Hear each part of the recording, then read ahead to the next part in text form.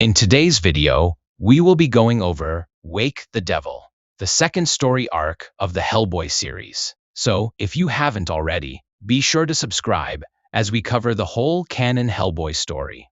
Let's get started. So the story starts with us being introduced to a man getting dropped down somewhere in the northern coast of Norway, inside the Arctic Circle, stumbling into a place no one else knows exist. When he finds this place, he is confronted by the three people we saw at the end of Volume 1, asking who he is. He tells them he met the Master, and that he has entrusted him with using his wealth equipment and political connections to get them their goals. One of the three welcomes him to the beginning of the end of the world. In present day, we see a man get shot, and then we see Hellboy and the BPRD getting a rundown of what their upcoming mission will entail. After the teams are set, we see Hellboy talking to a woman named Kate, asking him if he believes the vampire story they were told about a guy named Jurescu. Hellboy says there's too much of this conspiracy theory crap, and he doesn't believe it at all. But there's some really good restaurants in Romania. We get introduced to the other members of this group of enemies, and see this woman named Ilsa, who has some connection to Jurescu, and wants to see him revived in the modern day.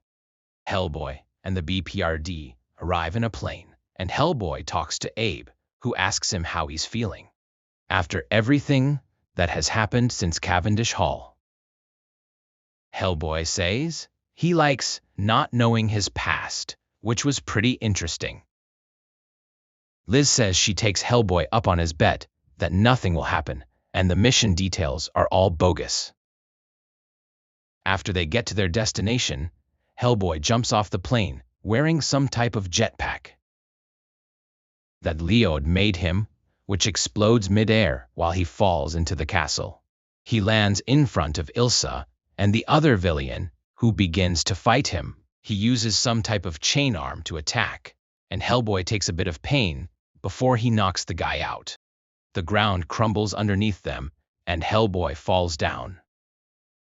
Ilsa gets visited by Rasputin, and he takes her on a walk.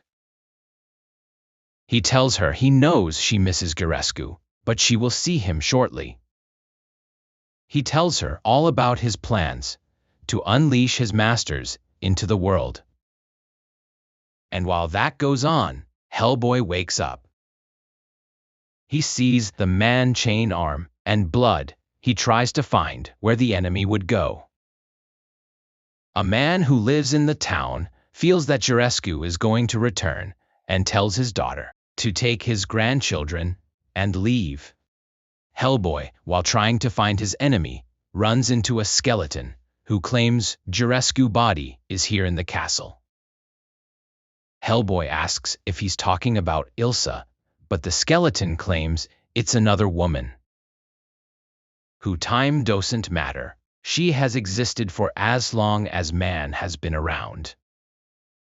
The skeleton also reveals he's the father of Jurescu, and that he sacrificed to the woman by bringing his son to her when he died, and she revived him, but not as only a regular man, but changed.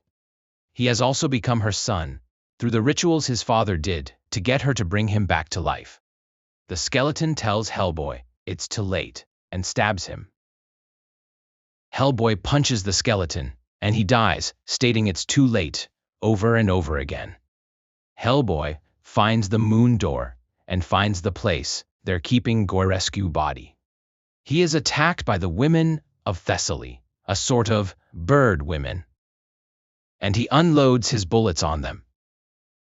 Saying he won't be food for bird women, he attacks them with his guns and right hand. When trying to fire his gun, it explodes. Saying no more guns or machines, he grabs a nearby knife and states it's showtime, as the coffin in the room opens up slowly. Out of it comes Jurescu as just a skeleton-like being. After telling Hellboy that he is seeing Jurescu becoming himself again, he tells Hellboy to leave this holy place or stay and have such pain. Hellboy attacks Gearsku and he transforms into a bird-like creature. They fight for a bit, and Hellboy stabs him with the knife he got earlier, and the fight goes outside where Gearsku drops Hellboy, and Hellboy gets away from him. Gearsku tries to escape, but is found, with the knife still stabbing him in the chest. After he starts to sink, Hellboy tries to grab him, but only gets snakes. Gearsku asks for help from his mother spirit-like creature, who says, as long as she is in this world, he will always live, and whoever threatens her child in her home becomes her enemy. We cut back to Rasputin, talking to Ilsa, and he tells her how he came to his plan in the current day. After a backstory, he asks Ilsa if she, as he was, will be reborn, and dedicate herself to becoming his pawn. In his plan to end the world, she agrees, and he tells her this next sunrise she will be changed forever. We also see what Liz and her group is up to, and they basically find some room which houses a homunculus. Liz gets drawn to it, and one of her teammates tries to stop her, which Liz touches, and the thing wakes up, and ends up killing one of her teammates. In a secret lab, we see Leopold and Carl talking, when Zinko brings them the head of an old friend of Carl's, who he is determined to bring back to life. He claims Rasputin should have had him in the group for the Ragnarok project, saying even the master could have made a mistake. We see the old man in the village talking to a priest about when Gearsku was alive and that he is returning and will start to take over the minds of the villagers again. Hellboy contacts the Buryu and tells them he's rigging the place to explode in an hour. He hears Gearsku calling out to him and follows the noise. After following it, he is confronted by the lady that the skeleton was talking about. She tells Hellboy he's a traitor that kills his own kind and that he has a destiny. The two of them get into a fight, and Hellboy says he was gonna take it easy, but she is just nuts. After a while, he stabs her with a spear, and she and him get knocked outside, where she burns away and becomes a skeleton. While they're falling, his timer goes off, and the castle explodes. We see the Buryu reaction to everything, and then go to see what Rasputin and Ilsa are doing, which includes her doing the death ritual, which he says, in order for things to work, she will have to die a little. She says she will do this only for him, and then gets sealed inside. The Iron Maiden cries tears of blood. Hellboy is found in the dirt and rubble, and some villagers find him and carry him away. Meanwhile, Carl brings Hermann von Krumpt back to life, and he tells him about the Ragnarok project, which Hermann thinks is insane, and says, why end the world when they could become its masters? Leopold tells him that Rasputin is the master, and tries to attack Hermann. Hermann tells Carl that Leopold is going to kill him, and, with no choice, Carl kills Leopold. During this, Hellboy is talking to Rasputin, who tells him he wishes he had chose to follow his destiny and help him end the world. He tells Hellboy, we are what we are, and we have our paths to travel. Yours ends here, and tells him goodbye. Abe and his partner arrive to the village, and see the villagers have marked their doors with red crosses. Eventually, they find a church, where they see the priest, who is already dead, and they fall into the wooden floor. Below them were spikes, where Abe's partner is impaled and dies. When Abe lands on the ground, Rasputin shows himself and tells him he wants to kill him here, and the way he died. The priest seems to talk to Abe, telling him the ocean is calling her children home. And Hellboy is calling to Gearsku, who seems to appear out of the fog, riding a horse. And fully revived, in his original form. Hellboy grabs the wood behind him and uses it to crush Gorescu and his horse, turning both of them into skeletons. Hecate's the woman from before comes out of the ground under Hellboy and tries to eat him.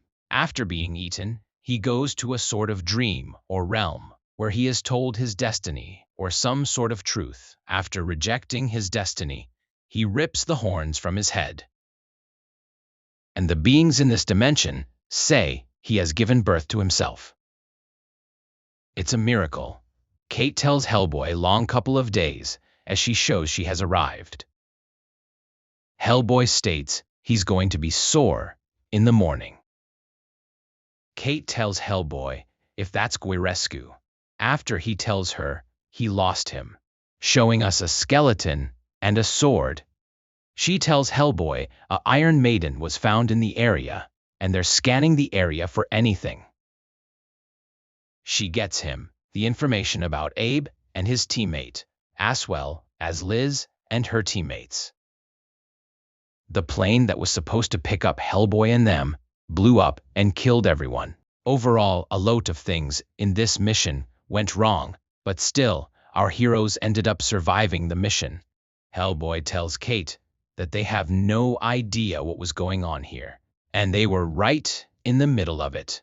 And he feels like he saw just the tip of the iceberg, and hopefully, in the next story, we get more answers. Kate tells him it's a strange world, and Hellboy just responds, "It's stranger than you think." We see Carl and Zinko with the body of Leopold. Carl blames Herman, saying Leopold was right. When Rasputin returns to the lab and says, "You are all to blame," he tells them how dare they bring abomination into his church. And after Carl tries to blame Zinko, and Zinko tries to say he only did as he was told, Rasputin strikes Zinko blind. Zinko starts to freak out and stumbles until he finds a red button which Carl says, "Don't touch that," which Zinko presses, which explodes the lab, seemingly killing all of them. Rasputin survives, and in the helicopter, the pilot tells Hellboy that the message from the ground is there no sign of the Iron Maiden. Hellboy says, "Good, I didn't want to see her again anyway." And that is Hellboy. Second story arc, Wake the Devil. If you enjoyed today's video, be sure to subscribe and be on the lookout as we take a look at Volume 3, The Right Hand of Doom, in the next video. Until next time, God bless you, and have a great day.